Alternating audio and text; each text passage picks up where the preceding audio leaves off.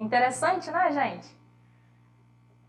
Essa questão do isótopo 14, toda essa teoria de datação do carbono, e a gente poder ter conhecimento sobre as eras passadas, né, sobre os seres que viviam na Terra anteriormente a nós, eu acho muito bacana. Então vamos lá para a gente fazer uma pequena revisão agora sobre o conteúdo que a gente trabalhou?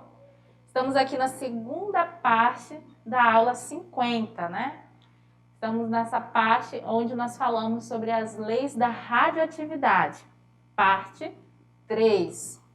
Nós estamos falando aqui sobre o carbono 14. Você lembra o que é o carbono 14? Bom, nós vimos que ele é um isótopo radioativo e, no caso radioativo, do átomo de carbono, cujo número de massa desse isótopo é 14. Que é assimilado por todos os organismos vegetais e animais e por isso ele é usado na datação de fósseis. Então, o que nós temos aqui? Que esse isótopo, por ser ingerido, por estar fazendo parte do organismo, tanto dos animais quanto dos vegetais, ele é utilizado nas datações a partir do teor que nós temos do isótopo de carbono, no caso o carbono 14. Quando os organismos eles morrem, terminam-se as trocas de CO2 com a atmosfera. E devido a isso, esta concentração de carbono 14 presente no organismo passa a decair pela desintegração radioativa, enquanto que a quantidade de carbono 12 passa a se manter praticamente constante. Então, o que nós temos? Que o carbono 14 ele é radioativo e tem uma meia-vida de 5.730 anos. E a gente adquire esse isótopo naturalmente, a partir da nossa cadeia alimentar. Então, como é que ocorre esse processo? Os átomos de nitrogênio que estão presentes na atmosfera, eles recebem uma radiação do cosmos e são atingidos por nêutrons. Quando essa reação ocorre, o núcleo desse átomo sofre uma transformação e dá origem ao átomo de carbono 14, que é radioativo.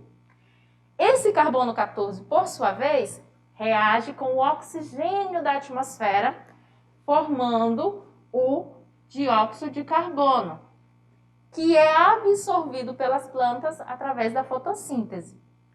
Então, o carbono 14 se faz presente nos vegetais através dessa absorção. E nos animais, através da ingestão desses vegetais. Então, aqui nós temos basicamente um ciclo, né, que é mantido constante. Enquanto o animal está vivo, enquanto o vegetal está vivo, nós temos uma renovação constante desse carbono 14. Nós falamos também sobre as séries ou famílias radioativas, que é um conjunto de átomos que estão relacionados por sucessivos decaimentos. Todos os isótopos radioativos naturais, eles foram originados de um dos 3 isótopos radioativos, como o tório, o urânio, né, urânio 238, e o urânio 235.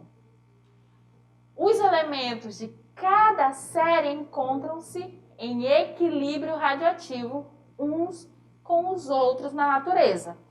Esse equilíbrio ele é dito como equilíbrio secular, tá, pessoal?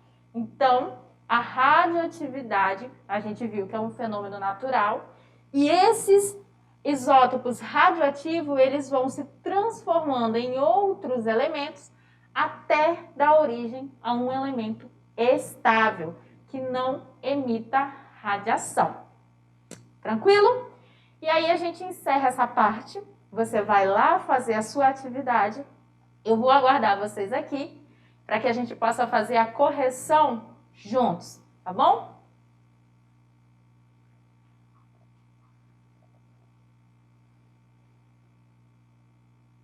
E aí, o que vocês acharam da atividade da aula de hoje? Bom, é um tema bem bacana. Eu, particularmente, adoro esses temas sobre radioatividade, meia-vida, datação por carbono 14.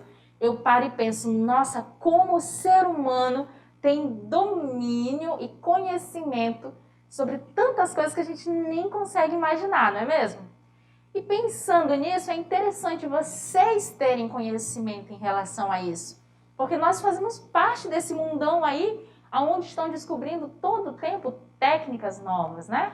E você conhecendo essas técnicas que a ciência utiliza, quando você vê lá no jornal sobre a descoberta de algum fóssil, você já vai se tocar. Ah, carbono 14, eu conheço essa datação. Então, vamos lá para a gente ir no nosso Tirando Dúvidas. Vamos aqui na questão número 1, que fala o seguinte. O carbono 14 é extremamente importante para a determinação da idade dos fósseis encontrados em escavações arqueológicas. Ao decair para o nitrogênio, pode-se afirmar que ele emite 2 pontos. Aqui, gente, ele quer saber qual é o tipo de decaimento que o carbono 14 sofre. Quando ele sofre o decaimento, ele vai dar origem ao nitrogênio, né? Mas aí, nesse processo, ele vai, letra A, emitir uma partícula alfa, letra B, 2 partículas beta, letra C, 2 partículas alfa, letra D, uma partícula beta, letra E, uma partícula alfa e uma beta. Para você responder essa questão, observe onde ocorre a mudança no nosso carbono 14. O número de massa permanece igual, ó. 14 é o carbono e 14 é o número de massa do nitrogênio. Aí você lembra, as partículas alfas, quando elas sofrem uma emissão, o número de massa desses átomos é reduzido em 4 unidades. Lembram lá? Por quê? Porque a emissão alfa, ela emite lá 2 prótons e 2 nêutrons, que dá o total de 4 unidades. Então, se fosse a radiação por emissão de partícula alfa, o número de massa do elemento formado, que no caso é o elemento nitrogênio, seria 4 unidades menor que o número de massa do carbono. Então, todas as alternativas que falam que seria a emissão de partícula alfa, está errado. Então, vamos tirar aqui as alternativas que retratam isso. Aí vem, ficou quem? Letra B e letra D. Na letra B ele fala emissão de 2 partículas beta. Na letra D fala emissão de uma partícula beta. Vamos voltar e analisar a emissão beta. As partículas betas, elas se igualam aos elétrons, né? São partículas negativas. Tranquilo. Nós vimos na aula anterior, quando a gente falou de decaimento, que quando uma partícula emite radiação beta, quando um núcleo emite radiação beta, o seu número atômico é elevado em uma unidade. Uma única unidade. Então, significa que esse núcleo ele vai estar emitindo uma partícula beta. Então, a nossa alternativa correta aqui é a letra D, tá? O átomo de carbono 14, quando ele sofre decaimento, ele está emitindo uma partícula beta, tá? Então, a nossa alternativa correta aqui é a letra D, onde a gente tem aqui o nosso isótopo, carbono 14, que ao emitir uma partícula beta, ele dá origem ao átomo de nitrogênio, tá? Questão número 2. Na questão número 2 diz o seguinte: no sítio arqueológico Toca do Antonião, localizado no Parque Nacional Serra da Capivara, entre os municípios São Raimundo Nonato, Coronel José Dias e São João do Piauí, foi encontrado o esqueleto de uma mulher, batizada de Zazá, datado de aproximadamente 12.000 anos.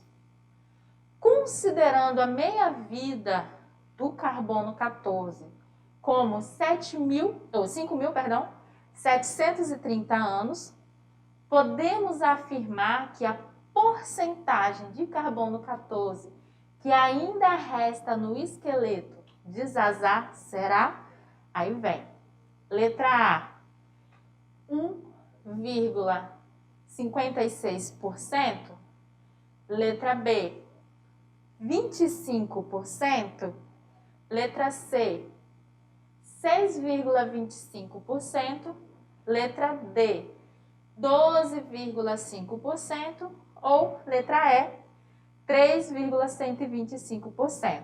O que você vai observar? Que quando a gente tiver 100% lá da massa do meu isótopo, do meu teor de isótopo de carbono 14, isso vai ser antes de se passar os primeiros 5.730 anos. Quando essa porcentagem cair para 50%, vai ter se passado os primeiros 5.730 anos. Então, o que você vai fazer? Você vai pegar os 12.000 anos e calcular para saber quantas meias-vidas se passaram até chegar nesses 12.000 anos. E aí você vai saber a porcentagem do teor de carbono 14. Aqui a gente está dizendo que é de 25%. Aí você vem e observa o seguinte, que se ele está ali em aproximadamente 12.000 anos, o que nós vamos fazer? Quando se passarem 5.750 anos, a massa dele vai decair para 50%. 5.730. Quando se passar a outra meia-vida dele, vão se passar 11.460 anos, porque vai ser 5.730 mais 5.730. O teor aqui, é de 25%. Então, a gente pode determinar que o teor de carbono 14 para esse fóssil é de 25%. Professora, não seria mais uma meia-vida, já que é 12.000? Só que se eu jogar aqui mais 5.000, eu vou lá para 17.000 anos. E eu passo muito longe de 12.000 anos. Por isso que o teor é de 25%. Esse teor sendo de 25%, pode-se dizer que se passaram 11.400 anos, o que é mais próximo de 12.000 anos, o que foi datado lá o esqueleto de Zazá. Tranquilo? Questão número 3, se liga no Enem. É uma questão do Enem de 2017 e fala o seguinte: a técnica do carbono 14 permite a datação de fósseis pela medição dos valores de emissão beta desse isótopo presente no fóssil. Para um ser em vida, o máximo são de 12 emissões beta. Após a morte, a quantidade de carbono 14 se reduz pela metade a cada 5.730 anos. Aí a gente tem a fonte de onde eu tirado esse texto, e aí vem a questão. Considere um fragmento fóssil de massa igual a 30 gramas. Foi encontrado em um sítio arqueológico e a medição de radiação apresentou 6.750 emissões beta por hora. a idade do fóssil em anos é, e aí ele quer que a gente determine a idade em anos. Ignora esse SS aqui que é erro de digitação, tá, gente? Ele quer que determine quantos anos tem esse fóssil a partir das emissões que ele fez aqui, ó, que ele apresentou, né, da radiação, que foram 6.750 emissões. Aqui nós vamos ter que a idade do fóssil é de 11.460 anos. Mas olha como é que foram feitas. Quando a pessoa está viva, ela dá lá cerca de 15 emissões beta por minuto. E aí a gente transforma esses minutos para saber quantas emissões seriam em 60 minutos, que é 1 hora. Dariam 900 emissões betas por hora. Aí vem todo um cálculo. Ele disse que encontrou quantas gramas? 30 gramas, né? Lá no enunciado, ele dá aqui, ó, 15 emissões betas por minuto por grama, ou seja, 1 grama emite 15 emissões beta por minuto. Como eu quero saber para 30 emissões, aí eu vou fazer, são 900 emissões por hora, isso a cada 1 grama. Se eu tenho 30 gramas, eu vou multiplicar cruzado e vou encontrar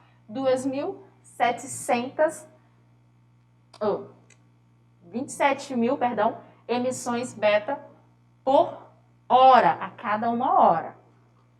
Aí a gente vai calcular. Aqui, ó, em 5.730 anos, eu tenho aqui esse total de emissões.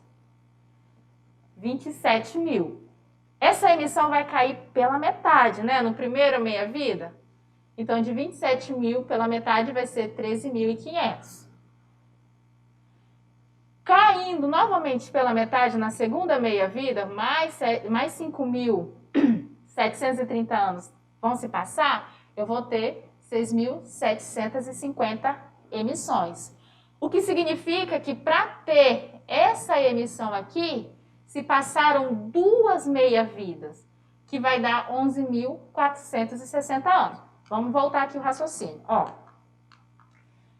uma pessoa, um ser em vida, ele tem uma emissão, né, 15 emissões beta por minuto a cada grama, certo? Ele diz que foi encontrado um fóssil de massa igual a 30 gramas. E esse fóssil emitiu 6.750 vezes essa partícula beta. Isso em 1 hora. Então, o que a gente fez?